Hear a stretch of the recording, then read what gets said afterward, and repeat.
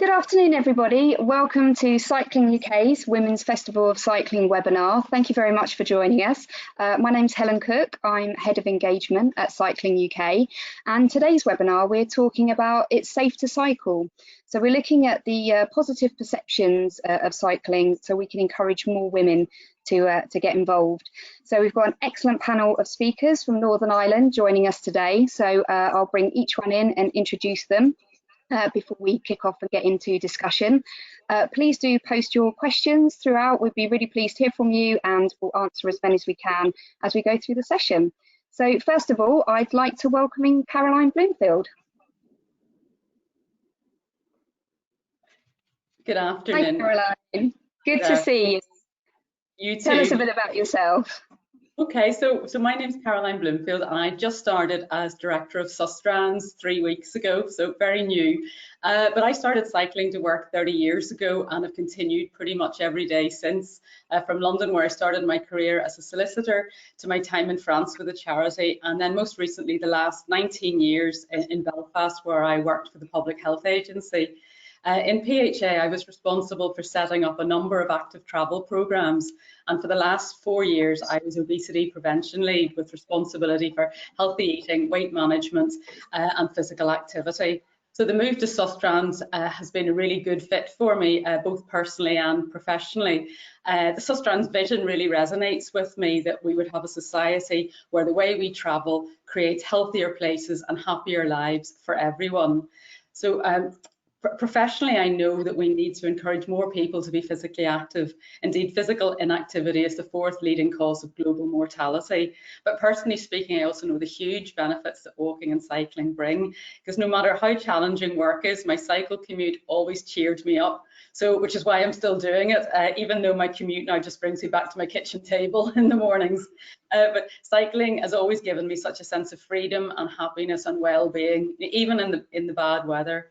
So I also really like the fact that Sustrans is focusing on making it easier for everyone to walk or cycle. And the recent Bike Life report shows that in Belfast, while 19% of men cycle at least once a week, only 5% of women do, and that's really disappointing. And the main reasons cited are safety and weather. Now, we can't perhaps do very much about the weather, but we can and absolutely should do something about the safety issue. So Absolutely. Oh, that's great. Thank you, Caroline. And yeah, you've got a lot of insight there. So we'll definitely be delving into that a bit more as we chat further. So I'd now like to welcome Claire Mclernon onto the screen. Hi, Claire. Hi there. Good to see you. Welcome. Tell us a bit about yourself. Well, I have quite recently started working for a charitable organisation called Outdoor Recreation NI. I've actually just moved across from Sustrans, where Caroline's now the director, and I've known Caroline actually for a number of years through working with Sustrans. My background in cycling started, I suppose, more in a personal way, as with a lot of people, and I was thinking through my cycling history. I bought my first adult bike as a student back in 2005, and it was a £200 sort of just not a great quality bike, but I was obsessed with it and it changed my life, no doubt about it. I was just delighted that I was saving so much money on my commute. I wasn't having to pay for my train journey, and for me it was all about saving money. But it also led me down quite a healthy path, where I was way more physically active than I ever had been before. I wasn't particularly sporty ever, despite what people might think. And I went from being a pure commuter A to B cyclist to save money through a whole life cycle of entering into cycling as a sport. I took up triathlons, I took up cycling with a cycling club. I got into mountain biking, cycle touring. And this has all happened within the last 15 years, and cycling is just, it has dictated my life. It's actually dictated my career path. So I studied civil engineering and I went into environmental planning, where I did a PhD, which I didn't particularly enjoy. And for me, cycling was my escapism from that. And when I went into the world of work, I wasn't enjoying what I was doing as a career. And I then went and worked for Sustrans for 6 years, and I absolutely loved it. And the time came to move on to outdoor recreation and where we facilitate and encourage cycling and walking and other forms of outdoor recreation. So in a slightly different context, maybe to Sustrans, but collectively we're all aiming for the same outcomes and healthier, happier lifestyles and healthier, happier nation, really. Fantastic, that's great. Yeah, definitely want to look more, as you say, of how you fell in love with it, because I think if we can spread that feeling to more women, then we'll definitely see a greater uptake, I think. Great. Well, I'd now like to welcome Claire Malvena.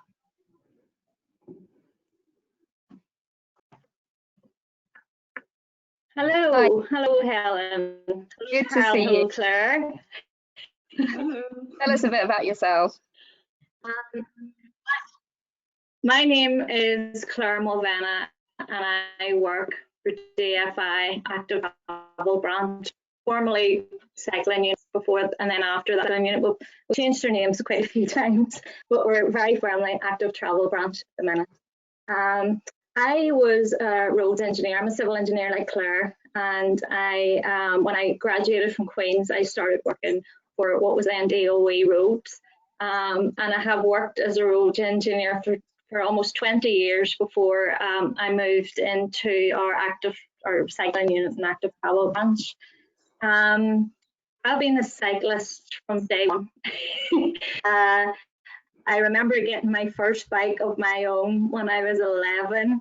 It was a gold rush from Hans in Glenavy. But before that, we spent a lot of time in the Trouble in Ireland up in Donegal, where I would have borrowed the bicycles of the neighbours.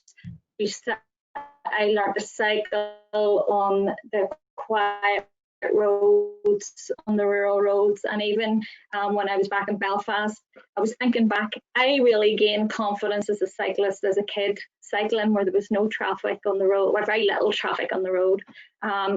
My mother had me signed up to the cycle proficiency classes when I was like primary 7 and or so, and I think I did them for 3 years. I'm not sure whether it was because I was a passion for cycling or whether my mother just wanted me out of the house. So over the years, I have never really given up cycling. I do take dips, and when I do take a dip, I always find it's other people who encourage me, other people who support me in that. My children have been into cycling from a very early age. When we went to California on holiday, we had the opportunity to cycle quite a bit there, and we bought bikes and flew them home from California. So cycling's in the blood for me, really is in the blood. And on top of that, I really have a personal belief in helping people with their health and well-being. And I can see what cycling does for me.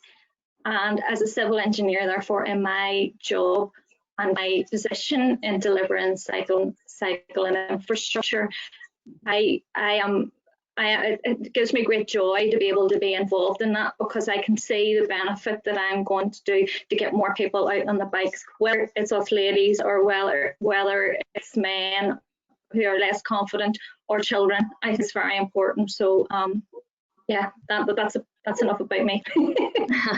No, that's brilliant, and yeah, absolutely, we'll be touching on more of that, Claire, as you say, how we can all play a part to help more people to cycle. It's a really key point. And yeah, finally, I'd like to welcome Josh Murray.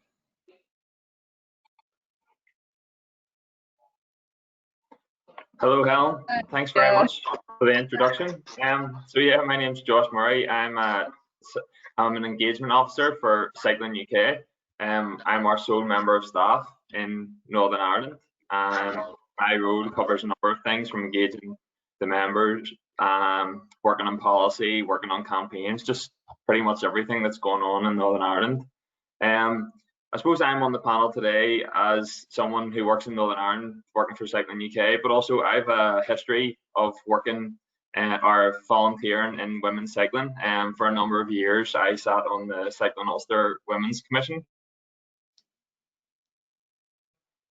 And in previous years, I also have history of working with kids, encouraging kids to cycle, and more prominently encouraging kids with autism to cycle as well. So encouraging people to cycle is what I do, and I also have a long history as well of working in bike shops and retail. So I'm used to giving people advice on bikes, different things, and help encouraging people cycle. And the other great thing is about cycling, like, don't get me wrong, it's my #1 love in life.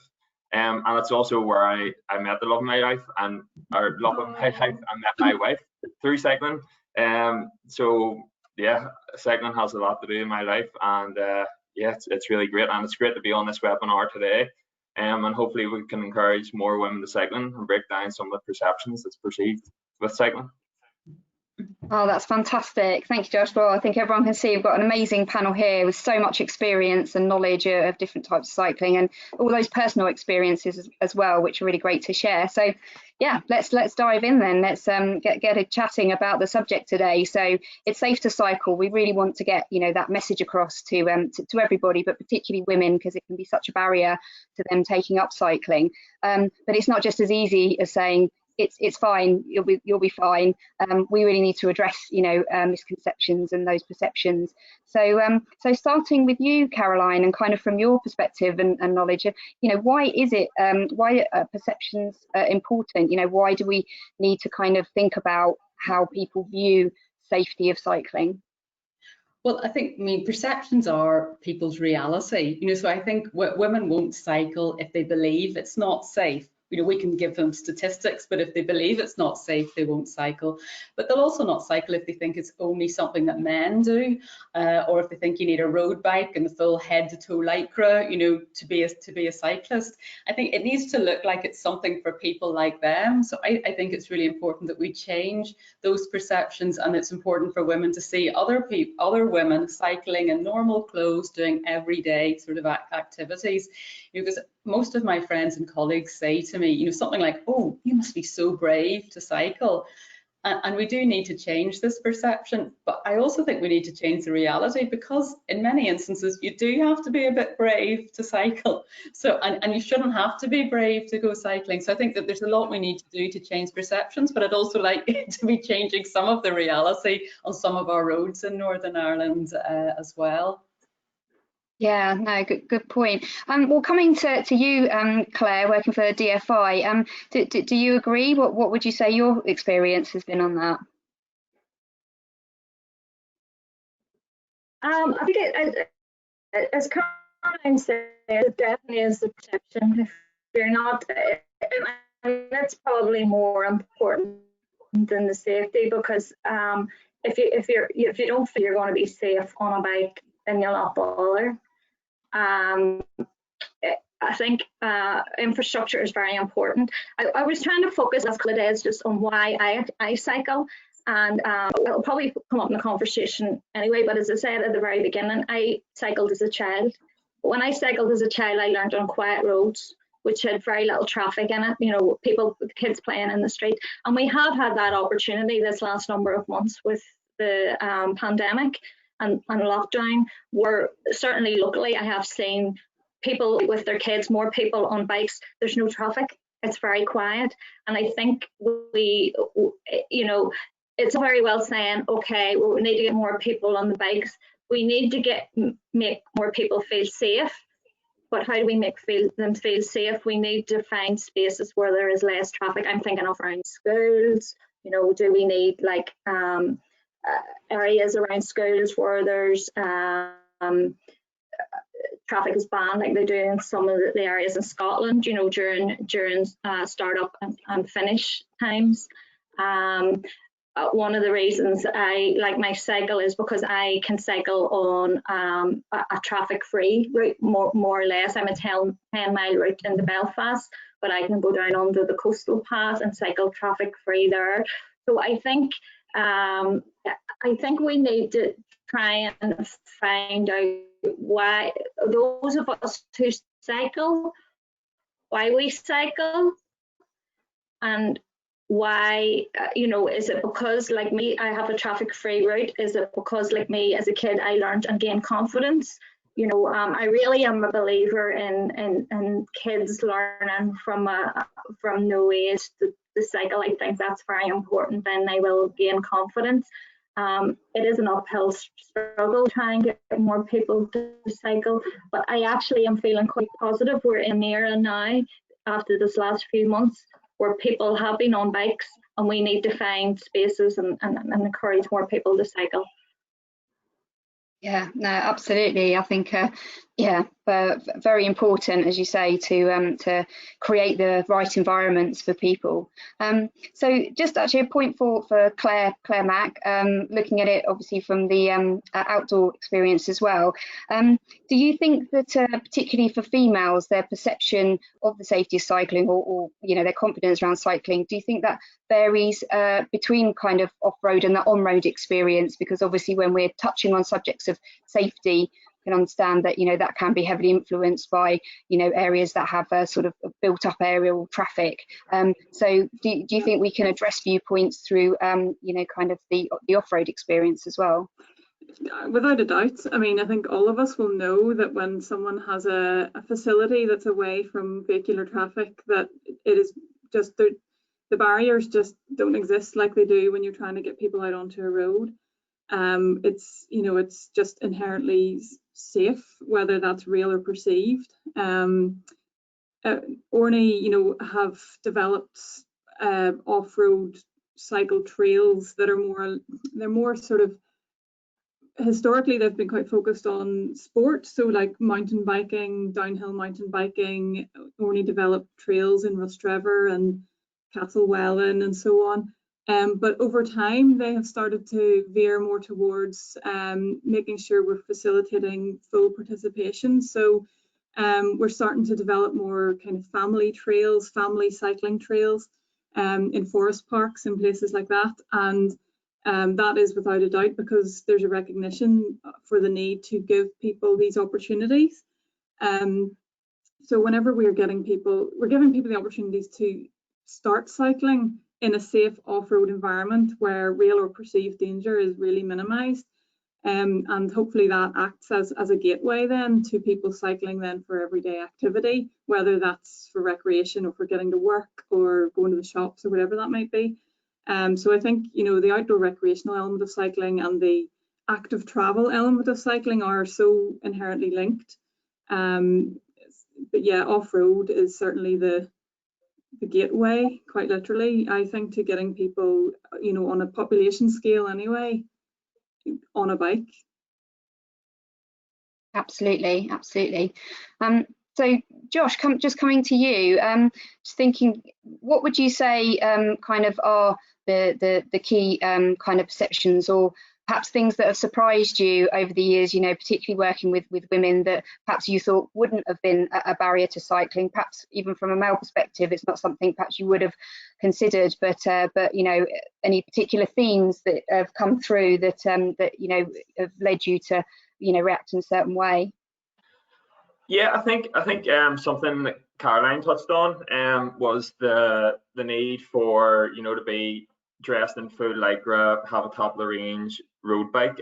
These aren't things that are needed for cycling if you want to compete at the highest level, yes, but as cycling as an everyday sport, I think most people that look at cycling at a higher level won't actually realise that the people like Cycling Ireland or British Cycling, a lot of their membership's actually made up of leisure cyclists, so it's not the top end cyclists. It is people, and even look at ourselves.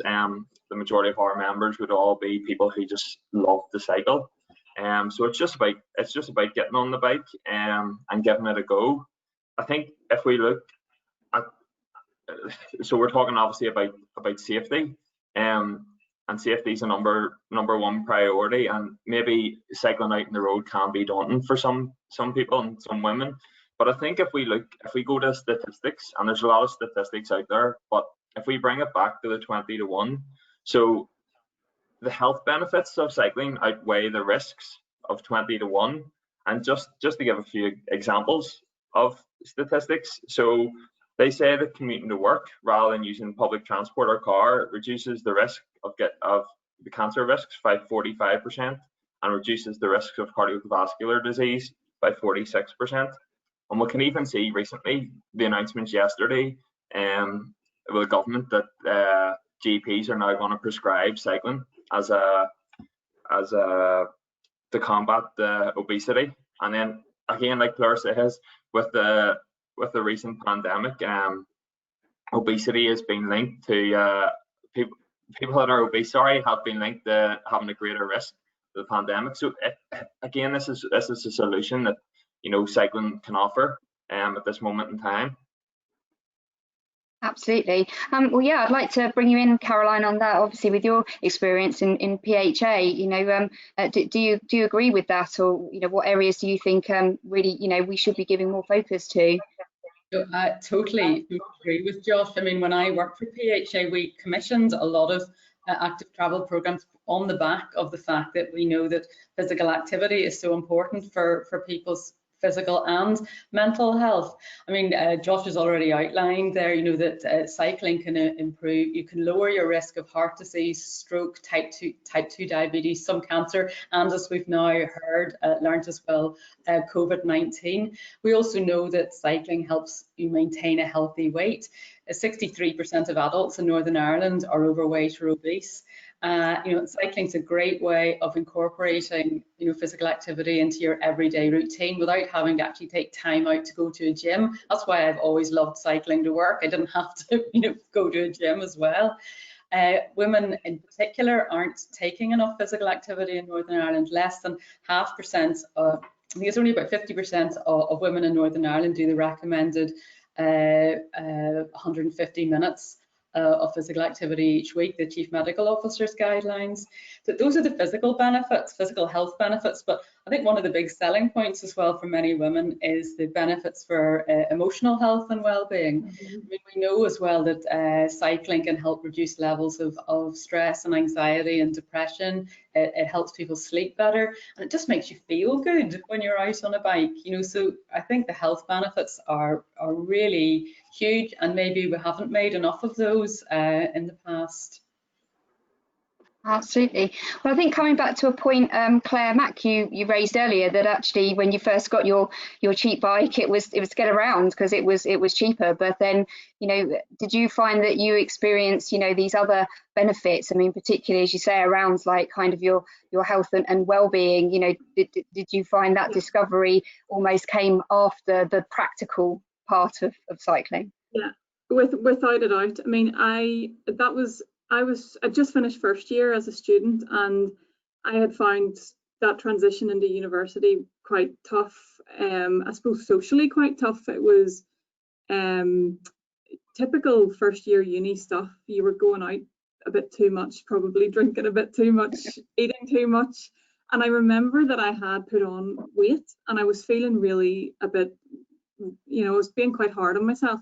And for me, it wasn't about the weight though. The buying a bike was on a whim with my first summer work paycheck. I absolutely promise you this is the truth. Walking past a bike shop in Newcastle, a bike shop called Wiki Wheels in Newcastle that's now closed. Saw this bike in the window, drop bar, sit upright, sort of lady's bike, and I just went in and bought it because I just got paid. And I started cycling it back and forth 7 miles each way down the lag and towpath, so that's quite important because I had that facility to use traffic free. And I still remember that within the space of that 2-month summer break, I had lost all my first year university weight. I was so fit, I had saved myself a fortune, and that was me completely hooked. And on that note, something I was thinking about was the fact that I remember for the first couple of times I rode that bike, I found it really hard. It didn't come easy to me, but it took a couple of weeks for me to actually see, like I could physically see results, and I could feel, you know, I had more money, etc., etc. And that's what it took for me to be hooked for the rest of my life. And as I say, it wasn't about, I didn't go out and buy the bike for weight loss or even for health and well-being. It was just a whim. But once I got on the bike, I realized what it was doing for me. And it was almost like it turned an unhealthy lifestyle on its head and put that sort of intense personality into riding a bike. So I had turned that into something healthy rather than something that was sort of potentially leading me down the wrong path. I mean, I speak for probably everybody who's, you know, nearly that's gone to university, but for me, it did completely change my life, and become possibly a little bit of an addiction. But you know, there could be worse addictions to have. Absolutely agree. Well, I think, again, it's important to think about the stages in life, at what point you end up accessing cycling, because coming back to you, Claire, other Claire, that you were mentioning earlier, you learnt to ride when you were a child, and if you have those wonderful fond memories and you build your confidence at a young age, obviously it's potentially easier to carry that through into later life. If you are actually approaching it though as an adult, or perhaps you never learnt to cycle, what do you think kind of about the perceptions and barriers those women in particular might have, and kind of your view on that, really? I think one of the big things, I mean, as I said earlier, I have had lulls. There's times that I haven't cycled. Probably hands up at the minute with me working from home. I haven't been, but I'm crossing my fingers. I'm getting an electric bike very soon, so that'll be my new fashion. But one of the other things, I don't know whether I mentioned it or not, when I was having that lull, getting back on the bicycle again, was encouragement from other people. And I think the support mechanisms of group cycles, of I mean, one of my colleagues, she offers some of her friends who can cycle time, she offers to meet them and cycle in Belfast. She was doing that for a wee while, and she's got a few people who back on the bike again. There's a few ladies who hadn't been for a good many years. I think support mechanism for getting people to cycle again is really, really important. And I suppose us trans and cycling UK are in a good position, I suppose, to do that kind of thing. Having groups or offering support, certainly, from everything from maybe choosing a new bike, what kind of gear they need, a rain jacket, lights, a veil, etc. All those kind of things are important, and I think that support to get people on bike is good. And also, as I said, I was encouraged and kind of said, look, come on, cycle along with me, and that's what got me back on the bike on the times that I had a lull. I think that's very important. Structure is very important, and I think if we focus on why we cycle and then try to figure out what would get other people to cycle, and I think that's very important too. I mean, we will be working, we in the Department for Infrastructure published our bicycle strategy in 2015, and we're working still on our draft Belfast Bicycle Network, which we're hoping to finalise fairly soon. But and I'm not sure if you're all aware that our minister has helped with the introduction of a lot of the new pop-up cycle lanes. But people are cycling from all different places. We're 30 years away from Copenhagen, where every street has a cycle lane on it, and it will be a long time. So I think in the meantime, confidence, looking for places, for me, as my job as a civil engineer in the department, it's looking for key places where we can deliver infrastructure. But I think outside of my job, there's lots of encouragement, lots of networks that can be used to help try and get more people on bikes.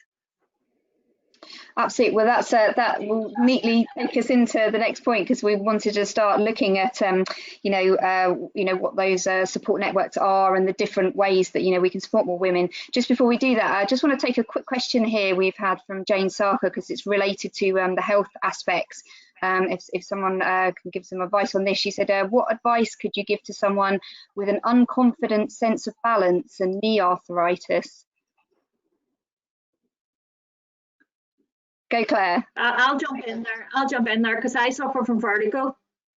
Okay. I suffer from vertigo, so there's days that I'm really bad and I can't cycle. So I would suggest, in terms of balance and stuff, I would suggest, and maybe the other ladies and Josh can correct me on this, for a long while, because I was cycling along the loch into Belfast, when it's windy, it's windy.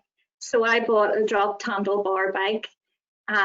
So you stick your head out and you cycle away. But then a few years ago, I developed neck issues, which were also give me vertigo as well. And what I found was when you're bent down cycling, you know, the vertigo, there's lots of things happen. So it can affect your sense of balance, if you know what I mean. So I would suggest a more upright bike in terms of choosing a bike. I don't know whether anybody else has had any experience in that, but certainly, and in terms of the knee, was it knee arthritis? Was that what you said? Yes. Electric bike will be take a wee bit off that, because, you know, I for a long time wasn't going to touch an electric bike. To me, it was cheating, and there was no way on earth I was going to do it. But I'm of a certain age now, and I want to keep cycling. So I'm going to renege and get myself an electric bike. The electric bike is really good, whether you have some kind of health issue or the older generation. The electric bike will really help people keep going with that, being able to cycle and be able to move on a bike. Yeah, I would just add to that, having had a go on an electric bike a number of times. Electric bikes are very, very heavy bikes. Now, what that means is they're really stable as well. So that'll help with the balance, and you won't notice the weight of the bike because it will be electrically assisted. So, I mean, that definitely, Claire, sounds like the way to go in this instance. And as you potentially get stronger and fitter, you reduce the level of assistance that the bike is giving you. So you have the choice of, almost weaning yourself off the electrical assist if you think it's suitable. Yeah, absolutely. I think. Sorry, go. I was just going to say, there's also, that a whole new variety of like tricycles, or three-wheeled bicycles as well, for people with different mobility issues, and they might be an option as well that's worth considering. Yes, no, really good point. We're actually doing a session on Thursday looking at adaptive cycles and all ability, because as you say, yeah, it's not just about bicycles with two wheels. So yeah, really great point. So yeah, I'd like to move on and sort of think about, if we knew a female friend or colleague whose first reaction to kind of cycling on the road would, it's too dangerous, like I can't do that. So, thinking about really practical ways we can tackle this, because hopefully people watching, will actually be able to take some of this away and do it themselves. So I think I'm going to start off with you, Josh. So actually thinking about what we could do kind of as an individual, what would sort of your advice be to people? Yeah, so touching on the cycling on the road, yeah, it can be daunting and it can be dangerous. And I think personally, when some people think of, oh, this is how I drive to work, and I could never imagine cycling that because it's so busy. But as was touched on upon before, there's plenty of cycling networks in Northern Ireland, and I'm sure obviously across the UK. So Cycling UK have a web page called the Cycle Journey Planner, in which you can type in your start destination and your end destination, and then it provides you with a very different options of quad, off-road, cycle lanes. It's a bit like a Google Maps for cycling, but also it takes into account, the elevation, so it can pick a flat route and then, like I say, an off-road route or a towpath route or a greenway route, if that's what you desire. So it's about using tools like that to be smarter and think progressively with your cycling journeys, and that should give you a bit of confidence, when going on the bike. Definitely, and yeah, going to the website cyclinguk.org, you can find that route planner. I think absolutely, I can second that. From my previous experience of cycling to work, the route that you can take on a bike can be completely different, so you shouldn't judge it by kind of the roads that you might use by car or by bus. So coming to you, Claire Mack, just thinking about, we've also got a question here about clubs and groups. So, thinking about what support is out there, with, it's in communities or, as you say, kind of recreational places, what suggestions would you have about accessing support? I suppose this answer is going to be a combination of, where I sit professionally at the moment and my personal experiences. My introduction to getting onto a road with a bicycle, as opposed to my commute down the Lagan towpath, was actually by entering a cycling event. And it wasn't an easy one. It was Lap the Loch, which is like a 90-mile cycling event around Loch Ness. And it was actually me and my mother that decided we were going to take this on as a challenge. And what that did was, and I'm not suggesting that that's like the gateway to getting on a bike on the road, but for us it was like, right, something to work towards and train towards. And it almost, because it was part of an organized event, it almost gave us the sense that we were entitled to be on those roads. We were allowed to be on those roads because this is an organized event. And I suppose if I'd thought about it hard enough, we knew we were allowed to cycle on roads. It's just that, as a fairly new cyclist, I remember feeling like, oh, I'm getting in people's way. I'm not really supposed to be here. I don't really remember feeling like I was ever really putting myself in serious danger. Maybe I was a bit cavalier about things. This is when I was on the road. I more had this perception that I was just getting in people's way, because you would have received the occasional beep of a horn if maybe someone behind you was getting frustrated or something. Nowadays, I dread to think what I might indicate to that person, but back then I was probably more like coy and shy about it. Entering an event definitely introduced me to cycling on the roads in a way that made me feel almost, give me license to be there. And certainly there's loads of cycling events around the country, and a lot that are more accessible than the 90 miles around Loch Ness. I'll give you an example from Orkney. Outdoor Recreation and I annually organises the Causeway Coast Sportive, and as time has gone on, they've noticed the participation levels between men and women starting to level up a little bit, and they think that's because they've started introducing more graduated options for mileage. So I think they've got like a 35-mile route, 60-mile route, 80-mile and 120 miles or something if you're really, really fit. So it gives people options. So whether you're a man or a woman, no matter your fitness level or your experience on a bike, you have an option there to participate. And I would recommend that as a good way of giving it a go.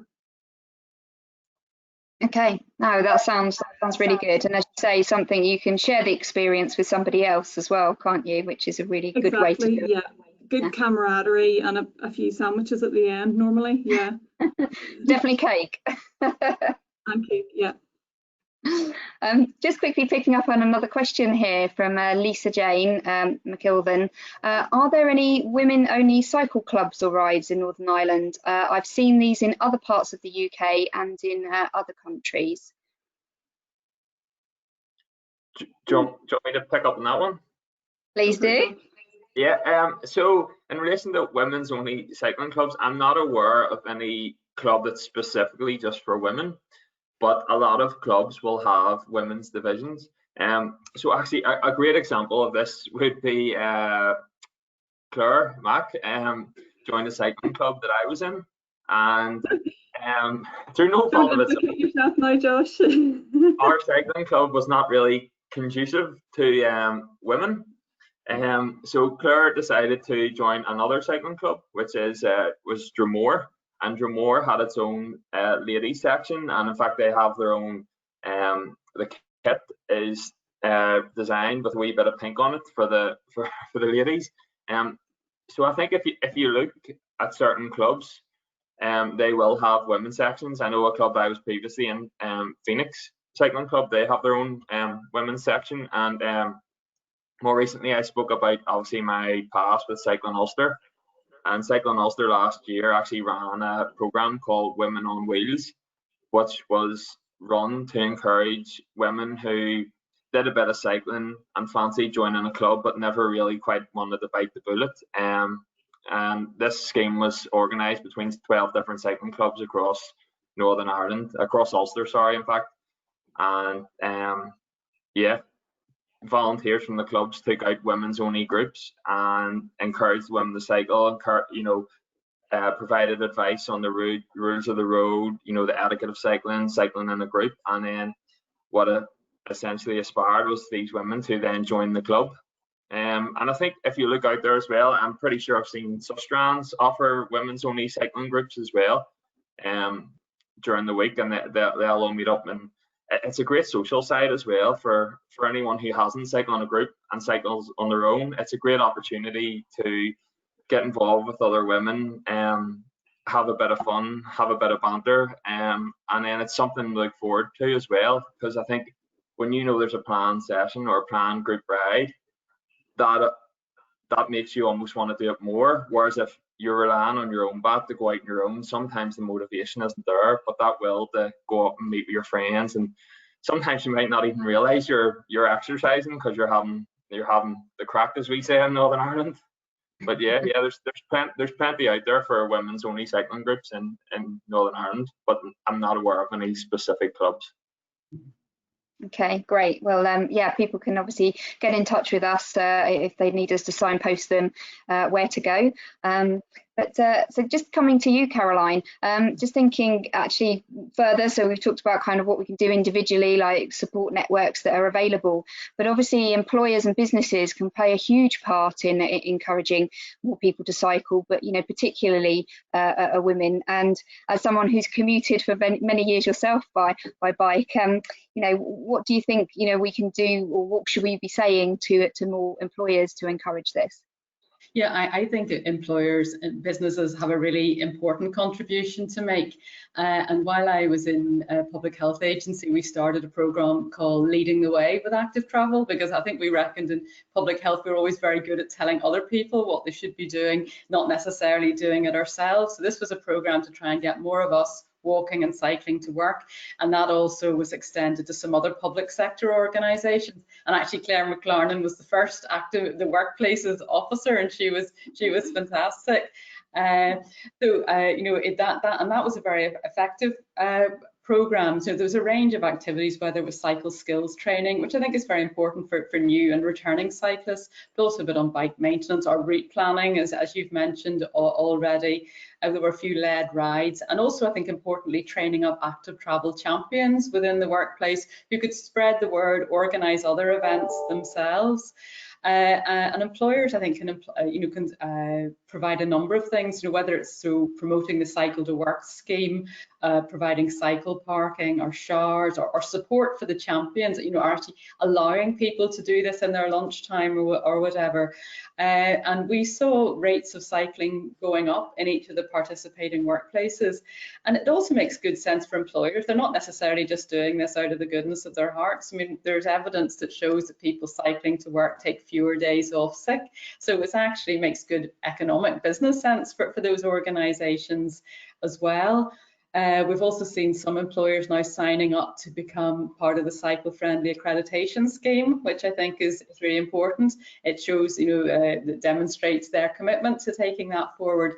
So I think businesses and employers have a really important role to play, and staff well-being is obviously such an important has such an important place now in all sort of corporate governance, and I think if they can encourage and support their staff to be active and healthy, it's good for them and it's good for their staff as well.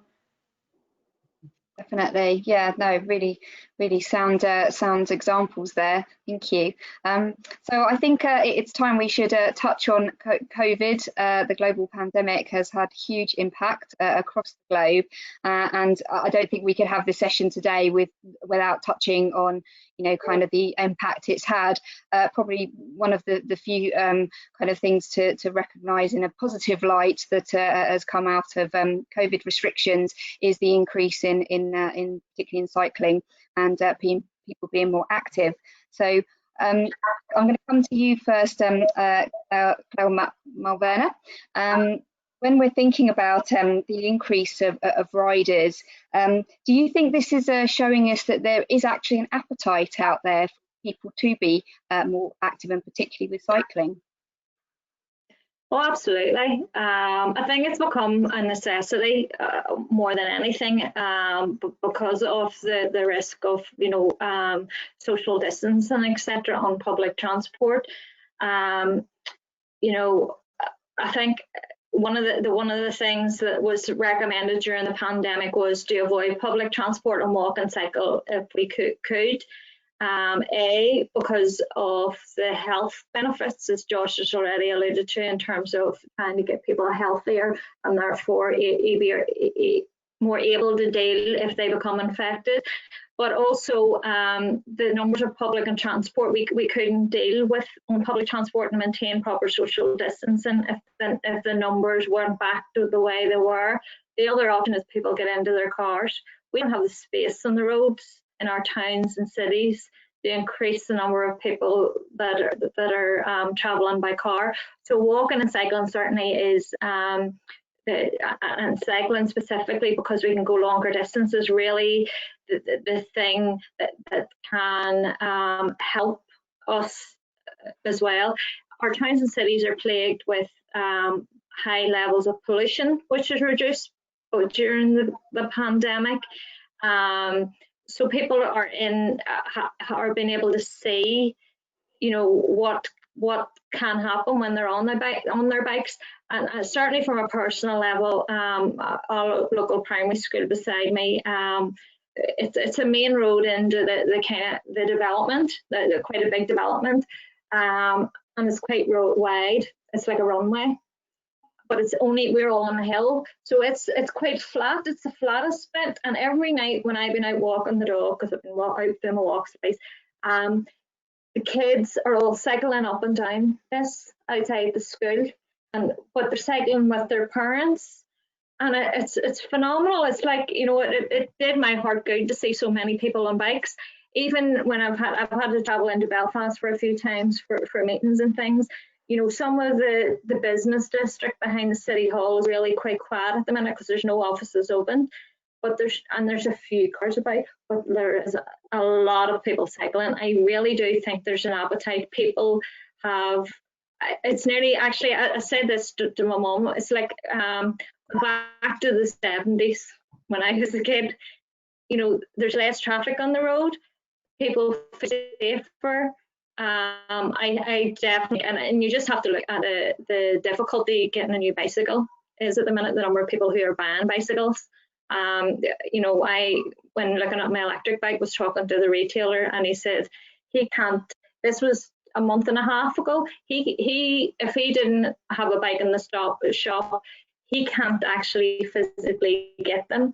So they can't keep with the demand. So people are buying bikes, and this new the incentive that has been announced by Boris today about the vouchers for bikes, you know, it really is an appetite. There really is a strong appetite for people to get back on their bikes or on the bikes for first time in a long number of years.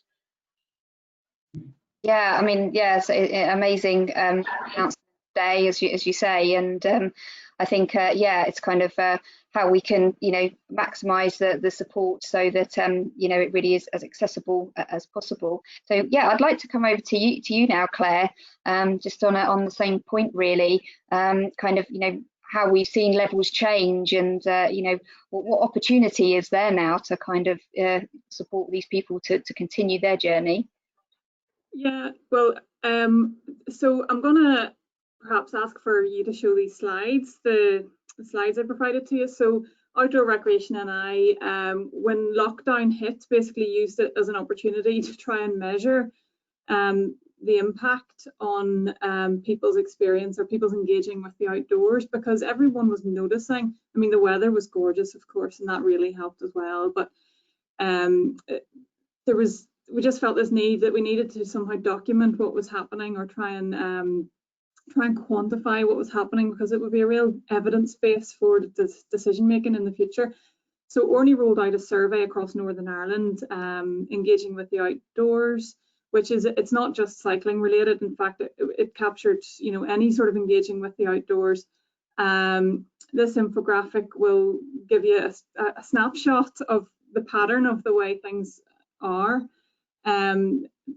Massive uptake in people engaging with the outdoors, absolutely huge. And obviously all the benefits that come with that were being reported, or that were being reflected in the results. The survey also tried to capture people's barriers to engaging with the outdoors. The statistic you see here specifically references walking, but it references walking on roads and pavements. So basically, if you don't live beside somewhere that gives you an off-road experience, you're far less likely to actually be physically active in your immediate surroundings. So the biggest barrier, of course, as we would have expected, was the fact that, yeah, there's a lack of off-road opportunities to get outdoors. On the topic of perceptions, what was quite interesting is that we put out a statement that so local off-road trails are within easy walking distance from my house. More women disagreed with that statement than men. So there's no physical reason why that should be different, but the perception between women and men was almost a 10% difference. Why is that? Who knows? That's what we're here to try and get to the bottom of. But that could be the fact that women just inherently feel less safe. Who knows? There's a whole historical patriarchy subject we could get into, but we should probably avoid. But yeah, so that was measured very much so, and basically to conclude, the research showed that people want to continue staying as active as they were during lockdown, but as the roads have opened up again, that barrier is coming back, and so it's going to be hard to maintain. Yeah, that's very important, isn't it? That we can maintain levels. So Claire, just sort of coming back to you, what preparations are kind of being worked on as you look forward. What are you looking forward to, and how we can kind of maintain this increase of cyclists, particularly women? Yeah, I mean, I personally was astonished just at the numbers of people I've seen cycling during the pandemic. I mean, there was a weekend about a month ago where I think in the Harbour State in Belfast, I saw more families in one afternoon cycling than I did in the whole of last summer. And and on the Cumber Greenway, I've seen something I've never seen before, which is teenage girls on bikes. I mean, and I think it has just been fabulous to see that. But I think, as Claire was saying there, I think the trick will be whether those people continue whenever more cars start coming back onto the roads and people don't feel as safe. So I really welcome the new infrastructure, the new pop-up infrastructure that the Minister is putting in place, and her commitment to do more. But we know that much more will be required. I think we need a lot more joined up infrastructure. So with more greenways, with routes that connect with one another, so you don't get a few miles or a few hundred yards sometimes of something safe and then you're dumped off at a major junction.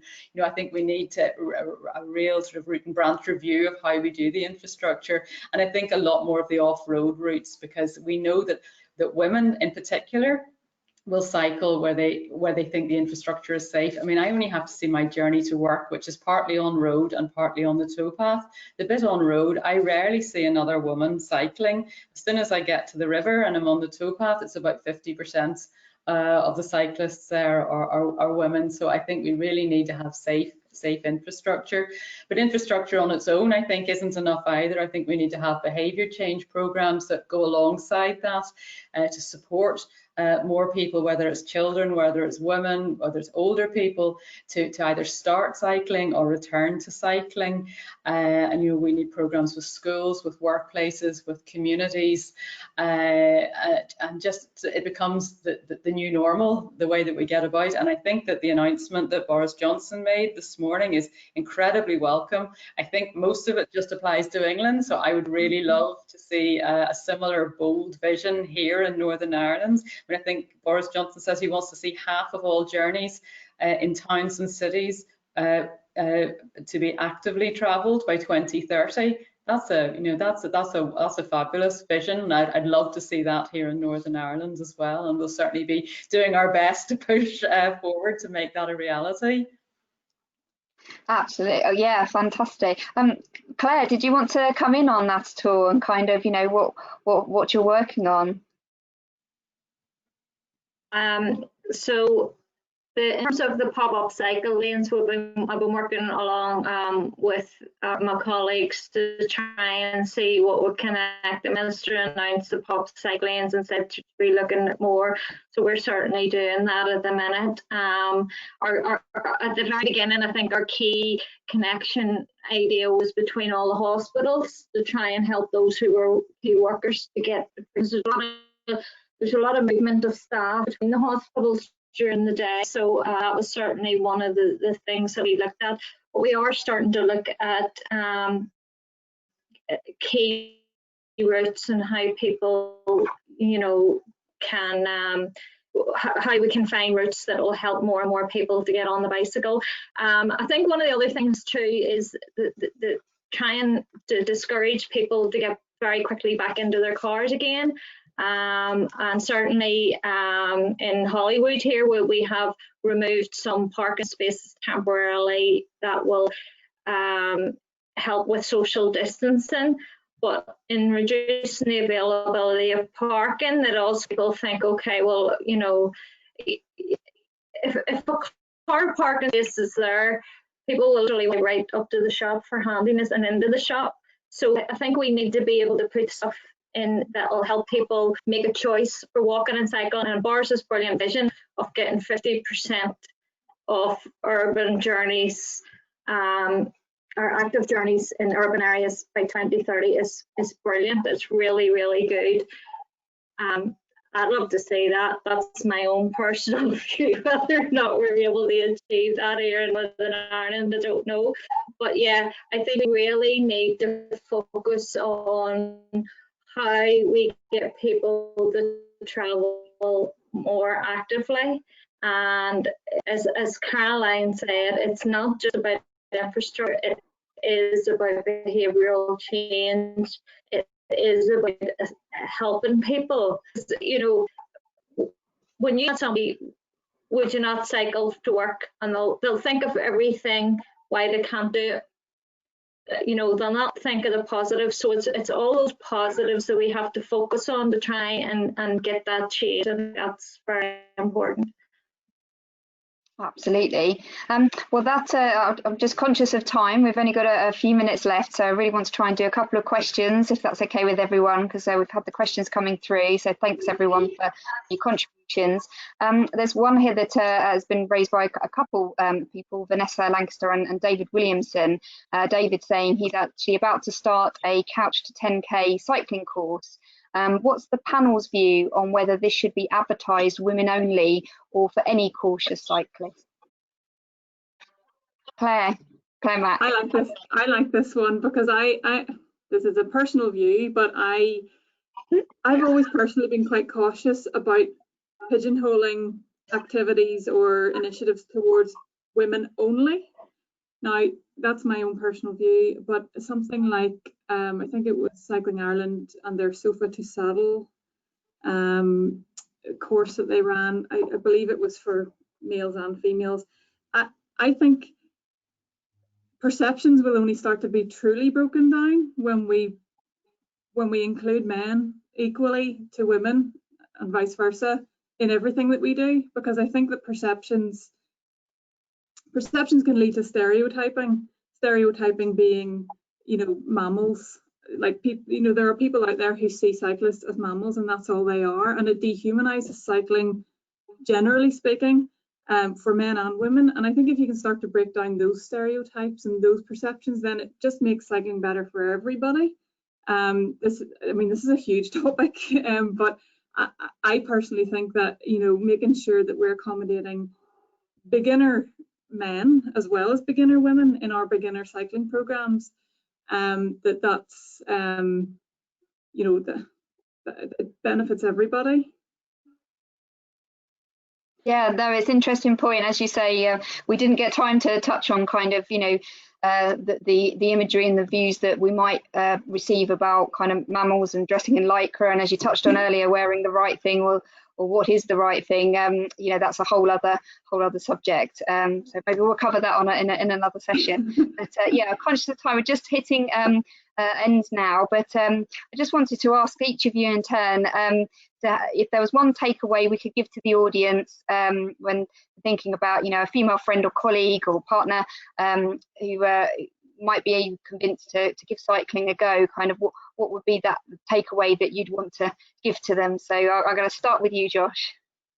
Yeah, so one tip that I would offer, and I've been using myself actually, in fact, recently, is pick one journey, whether that be cycling to the shop, cycling down to the pubs now that they're open, to the cinema, and do it by bike.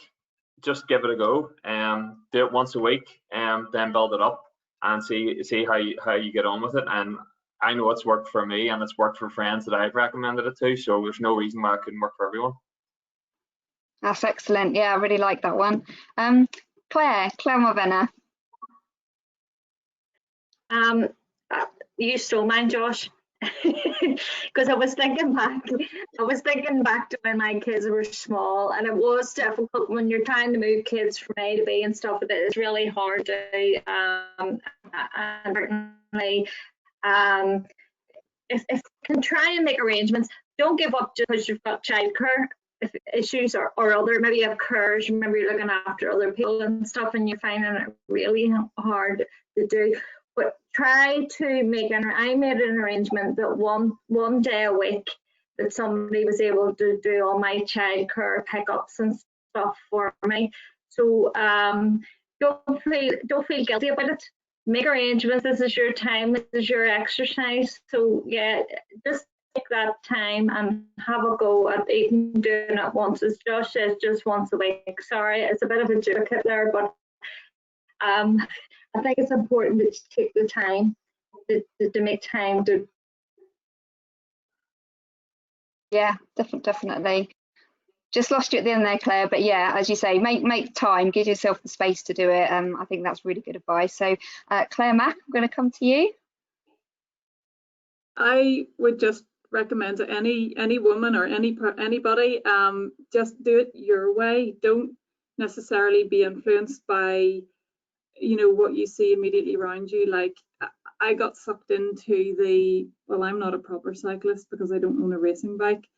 So I went and bought a racing bike, and then it perpetuated, you know, where I've now come full circle just to owning a couple of nice, convenient, comfortable bicycles that I really love being on. So I would say, you know, if you want a racing bike, get a racing bike if that's appropriate. If you want a drop bar electric bike with a basket with flowers and tassels on it, get it and ride it whatever way you want, and ride it at your own pace.